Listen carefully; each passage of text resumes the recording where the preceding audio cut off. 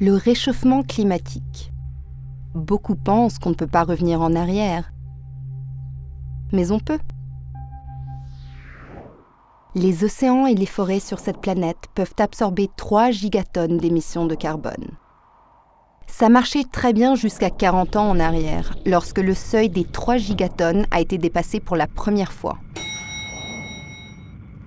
En 2008, les émissions de carbone atteignent déjà 6 gigatonnes.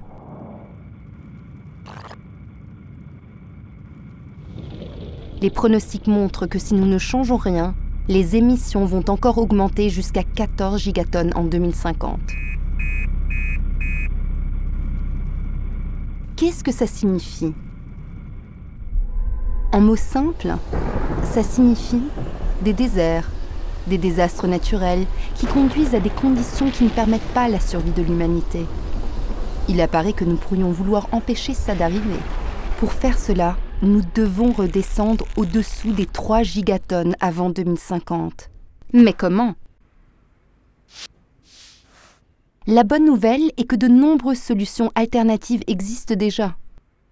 Solaire, éolienne, hydro, foresterie, géothermie, hydrogène, biodiesel, substitution de combustibles, même le nucléaire ou la capture du CO2. Alors, pas de souci, nous sommes en fait déjà sauvés. La mauvaise nouvelle est que ce n'est pas si simple. Un des problèmes, par exemple, c'est le conflit de l'équité. Voyez, nous avons un budget total de 3 gigatonnes d'émissions de carbone dues à la combustion de combustibles fossiles pour toute la planète. Ça signifie grosso modo 1 tonne d'émissions de CO2 par personne et par an.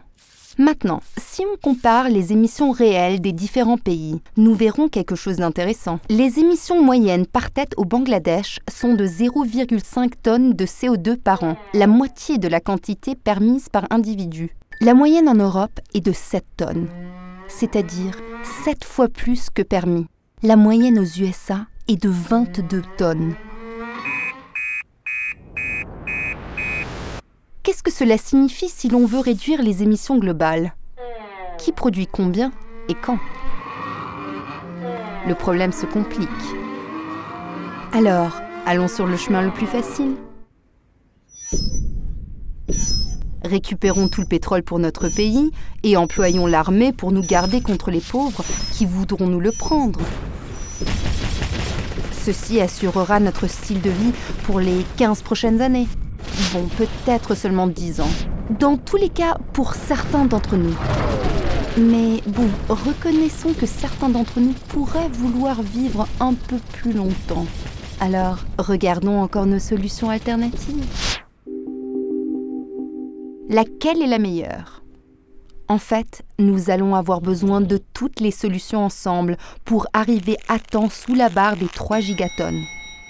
Mais dans quelle proportion? Il y a un autre facteur de régulation. Nous l'appelons la boîte à outils des lois et des régulations. Ces lois et régulations peuvent avoir un effet très fort sur 2 autres solutions, notre comportement et le rendement des appareils que nous utilisons déjà. Par exemple, en changeant le taux d'une taxe, nous serions en mesure de changer l'efficacité de certaines solutions alternatives. Cela signifierait que nous pourrions même vivre sans les 2 solutions les moins durables, l'énergie nucléaire et la capture du carbone.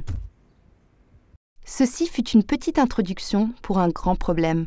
Si vous êtes intéressé d'en savoir plus et vous voulez devenir un expert du réchauffement climatique, visitez noe21.org solutions où toutes les solutions vous seront expliquées.